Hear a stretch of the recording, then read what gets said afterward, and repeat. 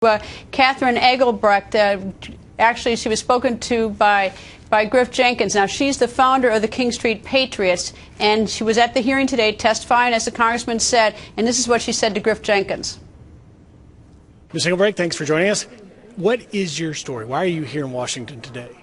I'm here because I was asked to come give a testimony of my life over the last 3 years, which has involved all manner, 15-plus different audits and investigations among 4 different federal agencies. And you were a businesswoman for a number of years, and then all of a sudden you became what you believe is a target of political motivation. Explain to me. Well, prior to my involvement with the Tea Party, prior to my involvement starting True the Vote and King Street Patriots, the government didn't really have much interest in me and my family other than just paying taxes. After filing those nonprofit applications, everything changed. And it's since then that there's been an onslaught of inquiries from the federal government that, to this point, have not been addressed. When you say an onslaught, who has targeted you, or what sort of challenges have you gone through?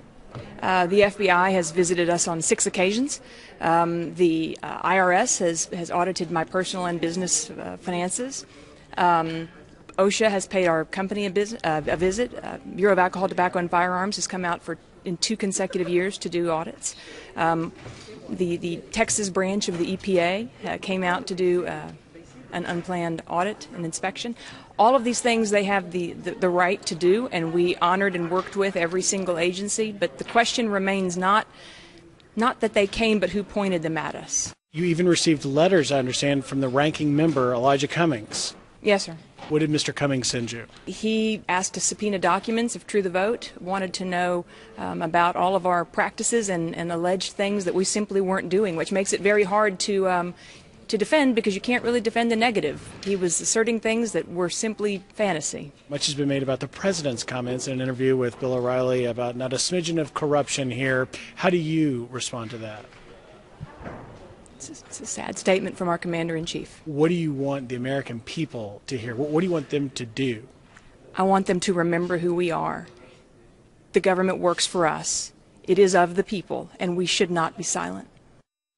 Congressman, before this woman became part of the Tea Party, she had never been audited. She has had 15 audits, 4 federal agencies. OSHA, FBI has been out to her 6 times, IRS audit, Bureau of Alcohol, Tobacco, and Firearms, and she's even gotten a letter from a Democratic congressman about this. Coincidence? Oh, boy, it's hard to argue that's a coincidence. And, you know, Greta, we ought to be incentivizing people like Ms. Engelbrecht to get involved in political discourse. And after 20 years of inactivity, to decide you really want to get involved and do something on behalf of your country, to be greeted with that, that's why I was mad. I had just met her this morning before the hearing, and hearing her story and Ms. Gerritson's story, Greta, it would make you mad too. That's not what we want. That's not the message to send to people who are contemplating getting involved in political discourse. I'm speaking to a school tomorrow. I suspect half may be Republicans, half may be Democrats. How foolish would it be for me to discourage people who don't agree with me politically from getting involved in political discourse? We should encourage everybody to do it. You know, Congressman, to me, it's like there's a 0 chance this is a coincidence. 0 chance. The minute she got involved with Tea Party politics, suddenly, I mean, the FBI 6 times to visit her. That's stunning. And the first time she gets audited personally and professionally or business, that's absolutely stunning and terrifying. I mean, when you go through this list, all of a sudden, and the only thing that's changed is she's become a Tea Party member. That's the only thing. Otherwise, she was just a businesswoman, uninvolved. I mean, it's terrifying when this happens.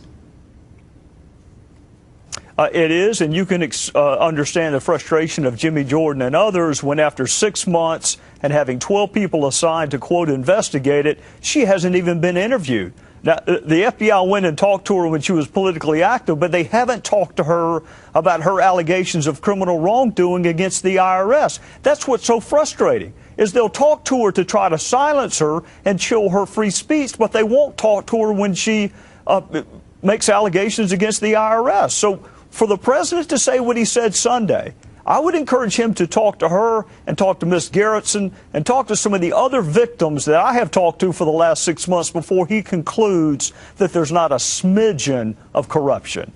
You know, when people say that during the midst of an investigation, when people are obviously hurting, it seems so smug to me. I mean, you really don't get what people go through. You know, maybe you've never been visited by the IRS or the FBI, but when someone like this poor woman, who seems like a good law-abiding woman, I don't know, you know, I don't know her, but when I hear what she has gone through since becoming a Tea Party member, it's hard not to be really, really suspicious.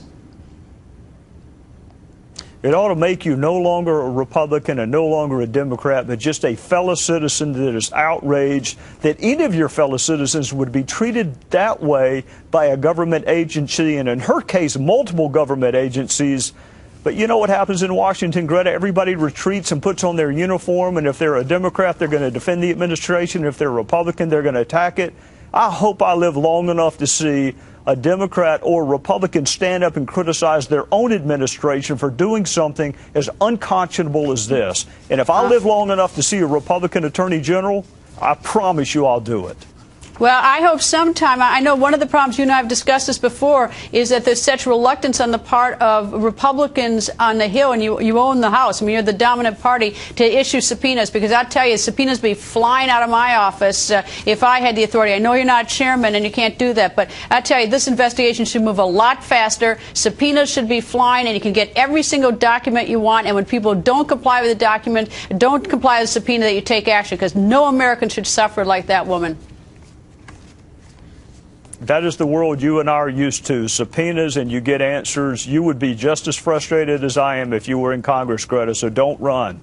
That's good advice. I'll keep that in mind. Congressman, thank you, sir.